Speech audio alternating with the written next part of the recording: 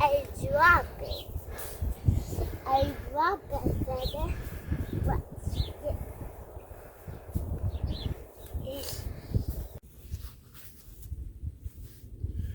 A thatch rake has a side with a winged tine. The tines lean a little bit to one side, and on the other side of the rake, the tines are completely straight. You'll also find the angle is different. The flat tines sit flat on the ground at that angle.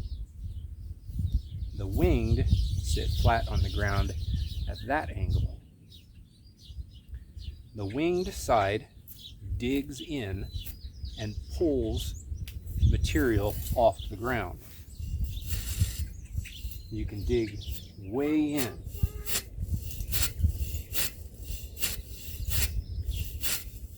The flat side will pull it.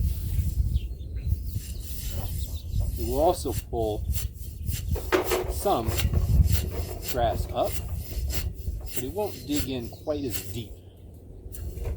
This side digs in and pulls much more out.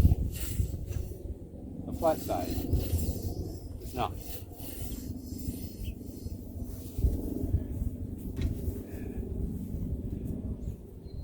The way that you use a thatch rake has to do with how much material you want to pull out of the ground. If you buy a thatch rake, the whole point is to pull dead material out of the ground. Most of the material here is just dead grass because I wasn't really digging in the ground really hard. If you want to dig into the ground really hard, you'll use the winged edges of these tines and really get some muscle, push it into the ground.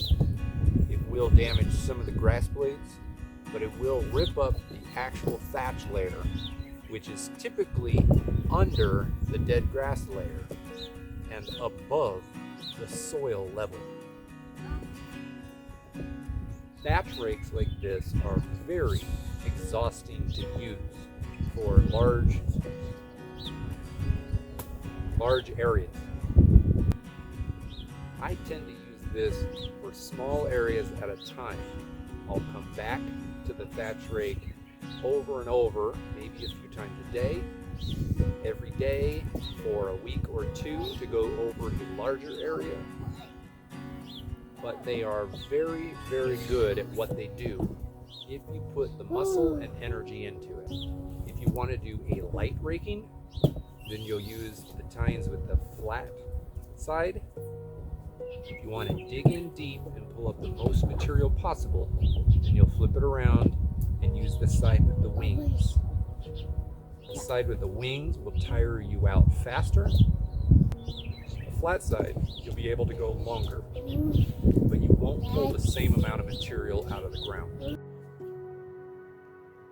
If you've got a lot of material in the ground, you have to get it out.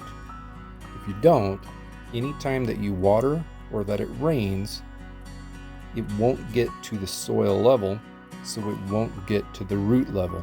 The roots may end up growing very shallow. Similarly, if you ever put down fertilizer, humic acid, weed stop, or any other manual application, even if it has to be watered in, it is far less likely to make it to the soil level and get into the root system and into the plant because the layer of dead material and thatch is too thick.